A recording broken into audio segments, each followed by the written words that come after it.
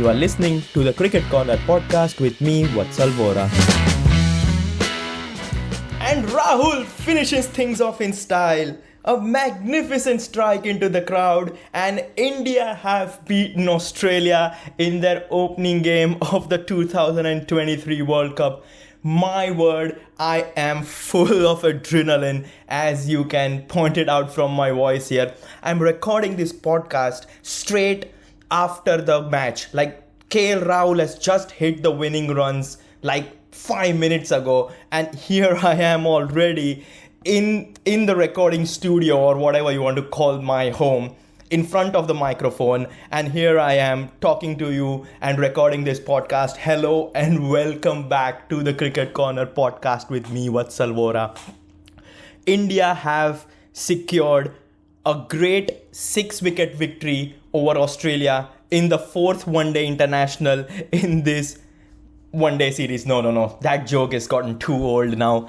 India have beaten Australia by 6 wickets in their opening game of the 2023 Cricket World Cup in Chennai, and quite sensational. It has been one of the best games of this World Cup. Yes, we've only had 5 games, but I think this has been the game of the tournament so far. So much happening in the game. Bowlers picking up wickets, openers losing wickets, nice partnerships, winning runs, dropped catches, you name it, and this game has got it. It has been outstanding to watch, and credit to India, credit to Rahul, man of the match. 97 of 115 deliveries, 97 not out. He was joined there by Virat Kohli. Virat Kohli scoring 85 of 116 deliveries and was dismissed right when India needed 20 odd runs. But magnificent performance as far as the Indian side is concerned. And it didn't look like, on paper, India were only chasing 200 runs. But yeah, it didn't look that easy if you have seen the match. If you have not seen a ball of this game, you might feel like, routine chase for India, doesn't it? Looks like they've chased down with barely 52 balls remaining. So that is 9 overs basically remaining. Seems like a routine victory for India. But no. The reason why I'm in so much adrenaline rush at the moment is because India made things difficult for themselves. At one stage, India were 2 for 3, and that's not the Australian way of looking at a scoreboard. No, it's the traditional English way of looking at a scoreboard, that you have scored just 2 runs and they have lost 3 wickets thanks to Mitchell Starc and Josh Hazlewood bowling with the new ball. And it looked like, how we have come back here, haven't we? It gave flashbacks of the 2019 World Cup semi-final against New Zealand, when India were 5 for 3 chasing 230 odd. But credit to Rahul and Virat Kohli to get India out of this situation and secure a wonderful partnership, and which guided India to the victory. The partnership for 4th wicket was 165 runs from 215 deliveries. They soaked the pressure like a sponge, and when the time arrived, they did hit their shots, and they did propel India to this magnificent victory. I don't know where to start. We can start by talking about the Australian innings, because it was Australia who won the toss and elected to bat first. And now that my adrenaline rush has died down a little, let's get serious here and talk about Australia's innings. To begin with, Australia had 199 on board. They were bowled out for 199. They did reach 50 overs, if I'm not wrong. But 199 for them. And let's go back to the toss, where I briefly mentioned that Pat Cummins, the Australian skipper, did win the toss and elect to bat first. I think that was the right decision. I personally feel, regardless of them getting bundled out for just 199, I personally feel like that was the right decision, because it was a typical Chennai wicket. Now, those of you who has followed Indian cricket for a long period of time, or has followed the Indian Premier League for a prolonged period of time, know exactly how the Chennai pitch is going to play. Chennai pitch will be cracky. Chennai pitch will offer you turn from the very first innings, be it a T20 game or be it a one-day international game. And that is exactly how it panned out. The Chepauk wicket had cracks, and the reason why I still believe that Pat Cummins' decision to bat first on this wicket was the right one, because I completely agree with Australian way of thinking is that the pitch is only going to get worse from here. It cannot get any better than what it is at the moment. And that is the reason why I think winning the toss and batting first was the right decision. Now, credit to the Indian spinners, the likes of Jadeja, Ashwin and Kuldeep Yadav for controlling the innings, picking up crucial wickets here and there and not allowing any Australians to settle in.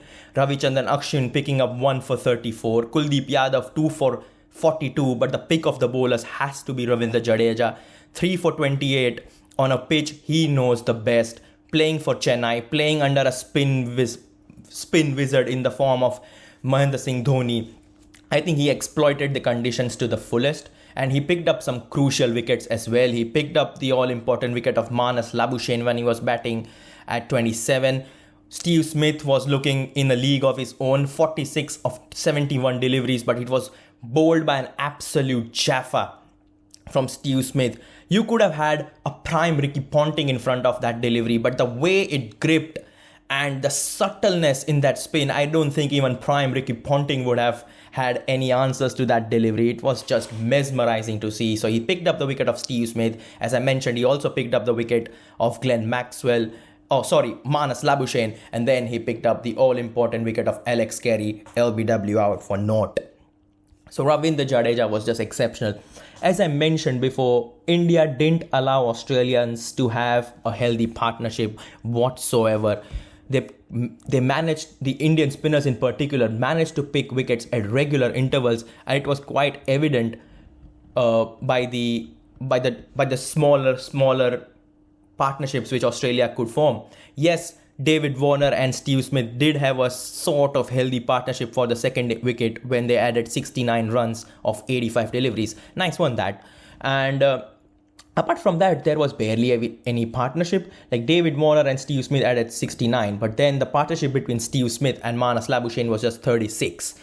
And then Glenn Maxwell and Labuschagne was 9, Maxwell and Carey naught, Maxwell and Green just 21, Pat Cummins and Green naught, Stark and Cummins did try to add a few runs here and there, 25 for them, Stark and Zampa adding 24. So the tail did contribute towards the end because Australians were 140 for 7 when they lost Cameron Green, and they did add on 60 more runs by the help of their tail.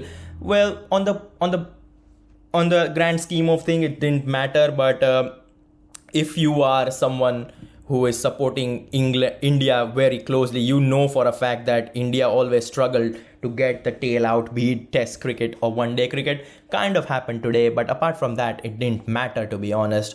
Indian bowling was just on point all the time, and I think we talked heavily about the spinners, the likes of Ravichandran Ashwin, the likes of Kuldeep Yadav, Ravindra Jadeja picking up 6 wickets between them. But the Indian pacers did that job as well. Jasprit Bumrah picking up 2 wickets, Mohammad Siraj picking up 1, and so did Hardik Pandya. But credit to the Indian bowlers, the pitch was tailor-made for them. As I mentioned, the likes of Kuldeep Yadav and Ravindra Jadeja exploiting the conditions to the fullest. The reason why Ravindra Jadeja was so crucial and so important in keeping Australia down to just 199 was the fact that not only he is well accustomed to the pitch and the conditions at Chepauk, but he also goes through his overs really quickly. And now you must have heard it time and time again that from various commentators and cricket experts online that Ravindra Jadeja is really difficult to handle because in a blink of an eye he gets his over done, and that didn't personally feel like that didn't allow a batsman to settle down quickly. You can see Alex Carey bundled out for just for a knot after just facing 2 deliveries is mainly down to the fact that he was being rushed by Ravindra Jadeja that he was not allowed to settle in into the crease, and when he tried to play that shot, he was trapped in front. I think he did want to take a review, but the 15-second countdown was done, and it looked quite disappointing that he was not allowed to take the review. But in the end, the Hawkeye did show that it was clipping leg stump, so it would have been a wasted review anyway. Similar to how Manas Labuschagne wasted his review. That was clear nick there. I don't know why he decided to review that one of Ravindra Jadeja when he was caught behind by KL Rahul. But yes, the Indian bowlers did do their best, but credit where credit is due to the English. So yes, the Indian bowlers did well. I'm getting all lost for words here. The Indian bowlers did really well, but credit to the Indian fielders as well. I think the Indian fielding was on point today, and they saved some vital runs. I think the cover fielding was quite good with the likes of Shreyas Iyer in there. Ishan Kishan had a good field display. Virat Kohli took an excellent catch to dismiss Mitchell Marsh for a not in the very first, I think it was the second over, I guess, of Jasprit Bumrah. The catch at first slip, that was quite good. And the fielding down at the boundary was quite decent as well, not helping Australia to pile on the runs and put pressure back on the bowling side. So when it came to the fielding aspect of things, I think India's performance was just breathtaking. I think credit to KL Rahul, the wicketkeeper as well. We talked highly about KL Rahul, the batsman, but KL Rahul, the wicketkeeper, also helped India save some really good runs. I think the catches he took were really good as well, and he was how shall I put it? He was motivating the bowlers, he was chanting to the bowlers, he was not allowing the batsmen to settle behind the stumps. And when you know that out of 50, 30 overs are being bowled by your spinners, you will be there at the stumps for a majority part of the innings, and you need to put the batsmen under pressure by constantly disturbing them or chanting against them, and that's something KL Rahul did to the fullest. And I think it was an overall display from the Indians to restrict Australia to just 199 runs. And yes, the pitch, coming back to the pitch, yes, it was not a 300, 320 kind of a pitch. We were spoiled by South Africa yesterday when they scored 428 runs, but I feel like this pitch was completely different, and I think a good total on this pitch would have been in the region of 250 to 260. If you are a good enough side, then you can have troubled the opposition by getting to that 170, 175 mark. But I think 200 was too less of a target, which on paper shouldn't have troubled the amazing Indian pool of batsmen. Granted, there was no Shubman Gill in this squad, as we had mentioned in the preview episode. He is suffering from dengue, and that's the reason why he sat out of this game, and in came Ishan Kishan. But the Australian bowlers had their tails up, and the way Mitchell Starc and Josh Hazlewood bowled their first spell was just mesmerizing to see. Even as an Indian fan, you have to just stand up there and clap, because they got Ishan Kishan out for a not, Rohit Sharma was dismissed for a not, and Shreyas Iyer was dismissed for a not as well. So three batsmen who have had good run coming into the World Cup. Rohit Sharma has had a decent Asia Cup series. Ishan Kishan had a decent Asia Cup series. Shreyas Iyer scored a century against Australia in the one-day international series prior to the World Cup. So it was all down to the bowlers to get those wickets. Rohit Sharma was plumb in front. He was adjudged LBW by Hazlewood. Starc took the wicket of Ishan Kishan, who edged it to second slip or gully to Cameron Green, and Shreyas Iyer tried to hit a very fancy cover drive, and he was caught at extra cover where there was David Warner standing, and he was also dismissed by Josh Hazlewood. I think Starc and Hazlewood were excellent, and I think the way Virat Kohli and KL Rahul negotiated them was masterful. I think, yes, the strike rates weren't up there. We all know how good Virat Kohli and KL Rahul can be when it comes to their strike rates. They are both very much capable of playing at a strike rate well above 100. But in the end, it was playing according to the situation, and that's exactly how Virat Kohli and KL Rahul did.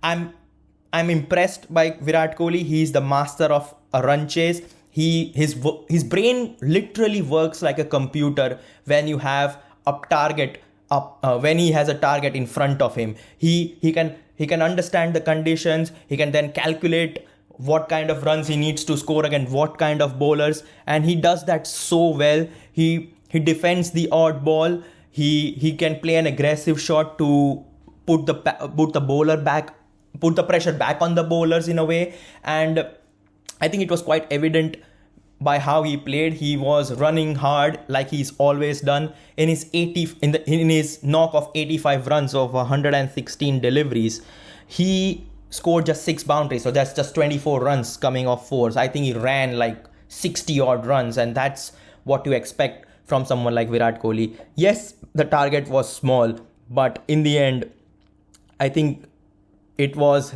you need a cool head out there, and credit to India, they had 2 cool heads out there in the middle. Virat Kohli, master of chase, as we have mentioned, but KL Rahul in there as well. I have spoken so highly of KL Rahul on the podcast of late. I think he's had an excellent return from injury. Scored that 100 against Pakistan in the Asia Cup. And when he had to captain India in the absence of Rohit Sharma and Virat Kohli in the first 2 ODIs against Australia prior to the World Cup, I think he showed that why he is India's most important middle order batsman.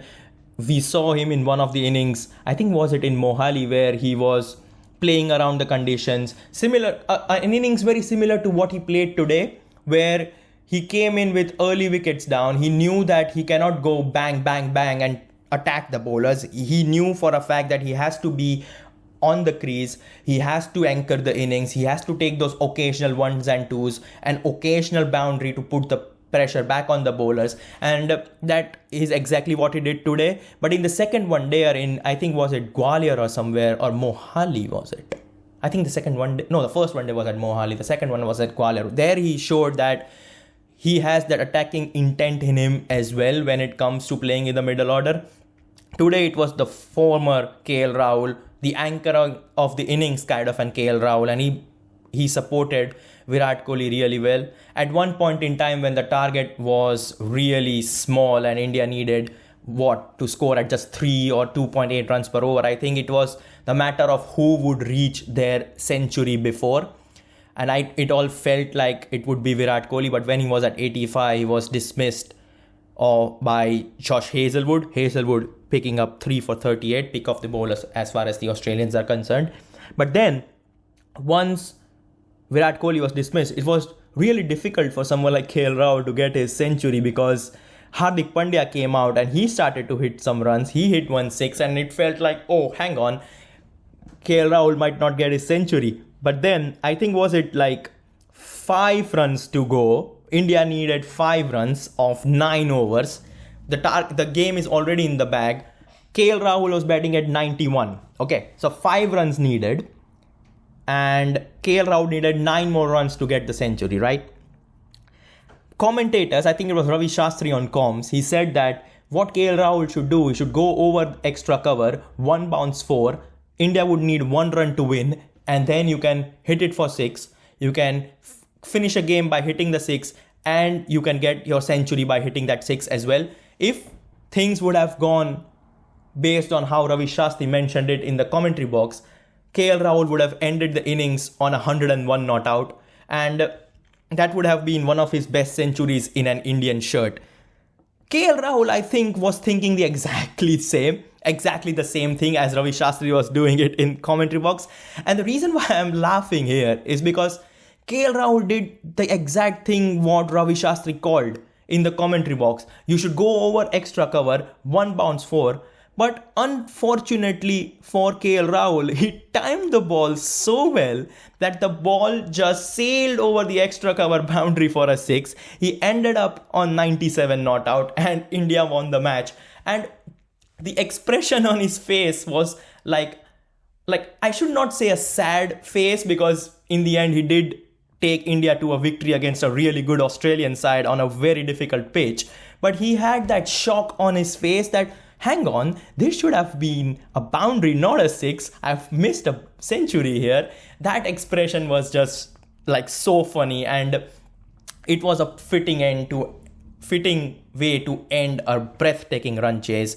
India have picked up 2 points here, and I think they have just started the World Cup in the most perfect way. Yes, there were concerns, and those concerns were the top order: Rohit Sharma 0, Ishan Kishan 0, Shreyas Iyer 0. That's the only concern that India have had whilst beating Australia in Chennai. The spin bowling was great, the fast bowling was great, the Indian fielding was great. KL Rahul was great with the gloves behind the stumps as well. All those boxes were checked, but the only box which remained unchecked is India's top order. Yes, India's top order could be better if there was Shubman Gill, but we still don't know how bad is that dengue illness. India plays Afghanistan in New Delhi on Wednesday, so which is like in 3 days' time, and I'm not sure whether the Indian management and the Indian physios would want to risk Shubman Gill in that game. I think if I am a part of the Indian management, I would personally, even if Shubman Gill is fit, I wouldn't want to risk him against Afghanistan, because that game is on the Wednesday. 3 days after that, on Saturday, is the all-important game against Pakistan in Ahmedabad. And I want Shubman Gill to be perfectly fit and fine for that game, because that's a crucial game.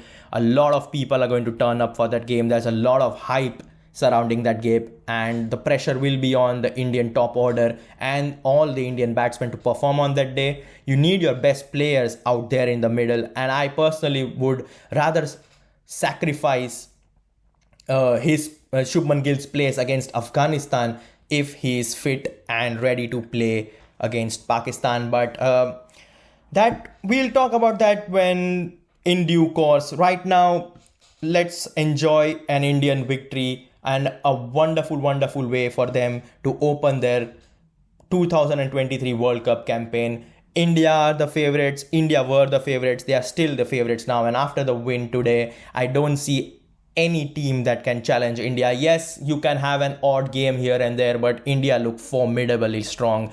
Their bowling looks so good. Their batting, apart from what happened earlier against Australia, I think their batting looks quite settled as well. KL Rahul was given the man of the match, and it was a very interesting fact someone said in the commentary box. What is Ian Bishop or someone, I don't quite remember, but they said that whenever India have won a World Cup, they have beaten Australia. They did it in 1983. They did beat Australia in the quarterfinals of the 2011 World Cup. That was in Ahmedabad as well. So a lot of Ahmedabad stories building up here. But yeah, and India have beaten Australia in the 2023 World Cup as well. Is it signs that India can go all the way? I think one of my friends told me that one should not hype the game regardless of how good India play. Don't hype the team when they beat Afghanistan. Please don't hype them when they beat Pakistan. Don't hype even if they make it to the semi-finals. Let's stay grounded. This has been a wonderful display of batsmanship and spin bowling, and credit to India. Well, Australia, they have a lot to ponder as well. Let's just check whom are they going to face next. I've got ESPN Cricinfo right in front of me. Oh yeah, on Thursday, so the day after India's game against Afghanistan, Australia will play South Africa. And that will be in Lucknow, in the state of Uttar Pradesh. Could be a really difficult game if you personally ask me, because South Africa have had the number of Australia when they played each other in the one day series in South Africa. So that could be yet another difficult game as far as the Australians is concerned, and they really will want to bounce back after their defeat to India.